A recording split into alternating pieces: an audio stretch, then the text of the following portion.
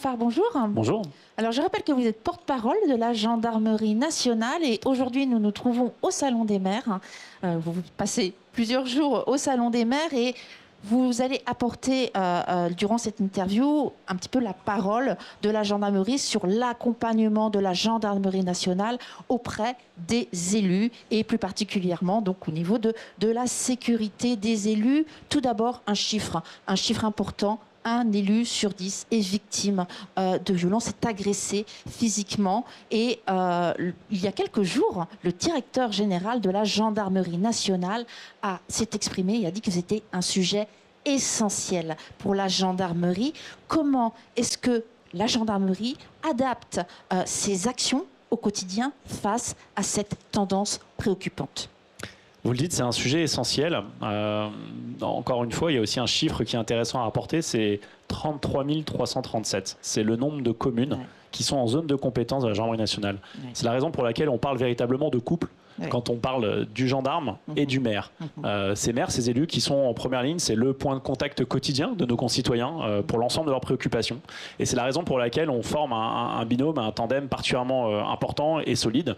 L'accompagnement se fait, là on s'approche des élections municipales, l'accompagnement va se faire dès le début du mandat. Alors évidemment on a contact avec tous les maires actuels, mais pour bien expliquer la façon dont ça va se traduire, dès le début du mandat, le commandant de la brigade locale va aller se présenter au maire et va lui expliquer l'ensemble des moyens qui sont mis en œuvre par la gendarmerie, qui sont déployés pour l'accompagner dans son quotidien, et c'est vrai qu'ils sont conséquents.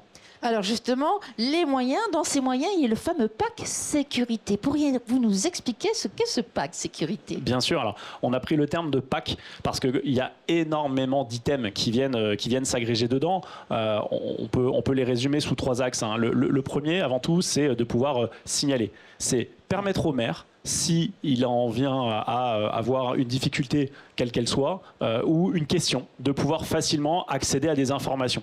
Donc ça va être via des applications, notamment une application qu'on appelle Jean d'élu, qui est aussi une application qui est tout simplement une connexion Internet à laquelle on peut avoir accès.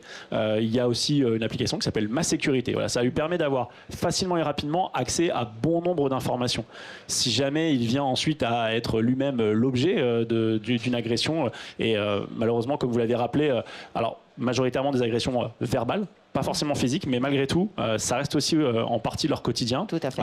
Il faut qu'on puisse évaluer l'ensemble des risques qui leur recourent. Donc c'est le deuxième item, c'est l'évaluation. On a bon nombre de référents qui peuvent venir s'agréger, qui rentrent dans ce pack sécurité. Ce sont avant tout des référents qui sont des points de contact pour lui, également pour avoir un échange. Et puis on a aussi des référents qui viennent travailler sur l'aspect qui est plus technique des bâtiments, la sécurité tout simplement des emprises, des communes. Et puis il ne faut pas écarter le cyber. On a une part importante d'action désormais qui se déroule également dans le domaine cyber. Et donc on va pouvoir comme ça accompagner les élus et les communes sur leur vulnérabilité cyber. Et enfin le troisième item, c'est la protection. La protection, elle est évidemment importante. Et donc dans ce cadre de protection, le maire fait partie des individus qui, au contact au quotidien, sont les premiers en priorité à protéger.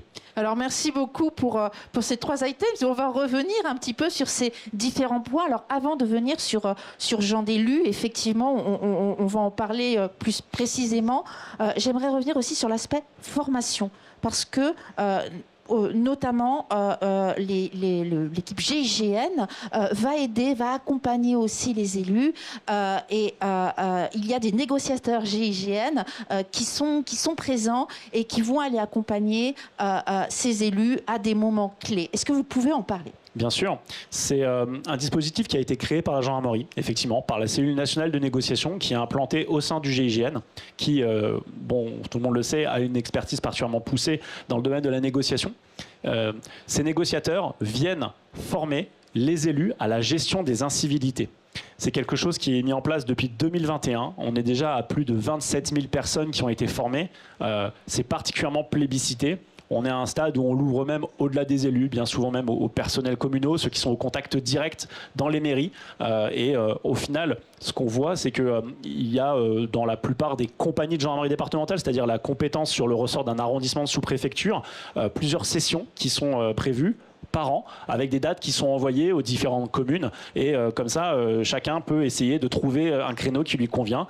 Et on va accompagner les élus ou les personnes qui suivent ces gestions, cette procédure de gestion aux incivilités, pour les amener surtout à ce qu'on appelle de la déconfliction, c'est-à-dire à pouvoir faire redescendre la pression et garder un dialogue. Ils en ont d'autant plus besoin aujourd'hui. Voilà. Et donc de bons résultats, comme vous le dites, hein, on le sent, c'est très bien perçu et ils en ont besoin et de plus en plus besoin, malheureusement, au regard du contexte. Alors vous parliez du dispositif Jean Délu tout à l'heure, qui permet aux élus de cerner au plus près chaque problématique.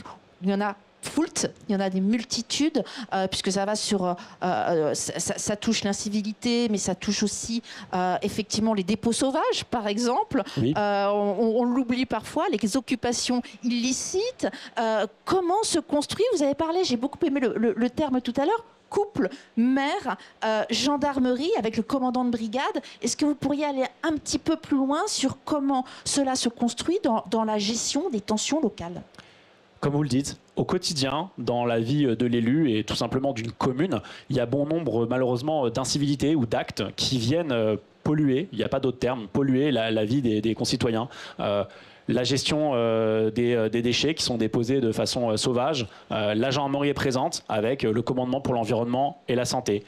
Si on a la gestion aussi d'occupation illicite de terrain, c'est la gendarmerie qui va accompagner l'élu pour la première prise de contact avec bien souvent les représentants de la communauté pour essayer de trouver, encore une fois, je reparle de déconfliction, essayer de trouver des solutions. C'est vraiment, et c'est pour ça qu'effectivement on parle de couple, c'est une évidence pour la plupart des maires. La gendarmerie travaille au quotidien aux côtés des maires. En lien avec le territoire, on a quand même aussi cette relation forte liée à notre statut militaire. On vit en caserne. La caserne est implantée dans les communes. Les familles sont toutes scolarisées, les enfants sont scolarisés. Les conjoints travaillent, bien souvent sont investis dans le milieu associatif. Vous trouvez assez facilement des gendarmes qui, sur leur temps à côté, seront coachs de l'équipe de foot locale. Donc voilà, on est pleinement intégré dans le terroir et dans le territoire. Et ça amène à cette relation forte avec les élus. Vous avez créé également des fiches réflexes. Oui. Pourriez-vous nous en dire un peu plus sur ces fiches? Parce qu'il y a tellement d'items, comme on disait, il y a tellement de sujets sur lesquels la gendarmerie doit pouvoir accompagner les élus que pour un élu qui a une question, c'est plus simple pour lui par thématique de venir chercher cette fiche et d'avoir une présentation qui est assez succincte. On a distribué là, à l'occasion du salon et du congrès des maires, des carnets qui sont des blocs-notes gendarmerie et les 20 premières pages sont justement les fiches qui sont transposées mais auxquelles l'élu a accès s'il se connecte justement à Jean Délu. On en parlait, Jean Délu c'est effectivement la capacité d'accès à ces fiches, c'est plus de 50 000 téléchargements depuis que l'application a été créée et depuis que c'est passé tout simplement en connexion libre via Internet et un moteur de recherche, on est déjà sur le mois précédent à plus de 40 000 connexions. Alors, vous avez parlé tout à l'heure, colonel, de l'aspect cyber. Oui. Dans ce dispositif Jean Délu, vous avez intégré désormais un accès direct à Mon Aide Cyber. Qu'est-ce que cela permet au niveau de cet outil? Qu'est-ce qu'il apporte aux élus? C'est un diagnostic. Il faut vraiment que les élus en soient conscients, que ce soit tant en matière de protection bâtimentaire, physique, que également dans le domaine cyber. La gendarmerie a des compétences qu'elle déploie sous l'angle de diagnostic. Par Mon Aide Cyber, il va y avoir un diagnostic qui va être fait, de la potentielle vulnérabilité tout simplement la représentation cyber de la commune. Ça peut être l'accès aux fichiers, ça peut être les réseaux internes. C'est une vulnérabilité qui va être constatée, des préconisations qui vont être fournies. Et dans ce diagnostic, dans Mon Aide Cyber, il y a une clause de revoyure. C'est-à-dire que à peu près 6 mois plus tard, la gendarmerie va refaire un constat. Voilà, donc on est vraiment dans l'accompagnement. Le constat, certes, c'est une bonne chose, mais également l'accompagnement et voire même à court et moyen terme de pouvoir revenir vers les élus. Très bien. Dernière question justement par rapport à ce dispositif, Mon Aide Cyber. Cet accompagnement va jusqu'au bout lorsqu'un élu va avoir malheureusement une attaque cyber, ce qui est de plus en plus le cas, on l'a vu auprès des collectivités.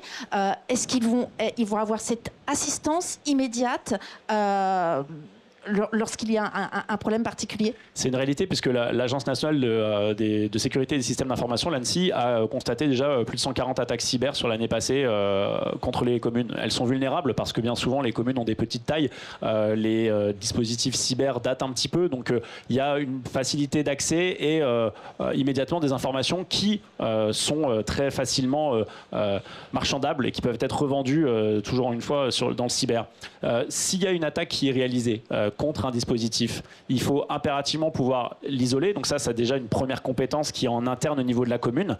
Mais oui, via Mon Aide Cyber, il y a le fait de tout de suite solliciter la gendarmerie et il va y avoir un conseiller en prévention technique ou un référent cyber qui va pouvoir être en lien directement avec la commune et en fonction de l'attaque, pouvoir faire des préconisations, même à distance, avant ensuite de venir constater. Au final, on se retrouve dans le domaine cyber comme on est dans le domaine physique, c'est-à-dire que la gendarmerie va déjà, par téléphone, pouvoir résoudre certaines des problématiques et ensuite se déplacer. Et de la même façon qu'on constate, lorsque dans le milieu physique, il y a des choses qui sont produites, on va le faire au milieu cyber. Et après les constatations, il y aura une part d'investigation et puis derrière, on le souhaite, une réponse.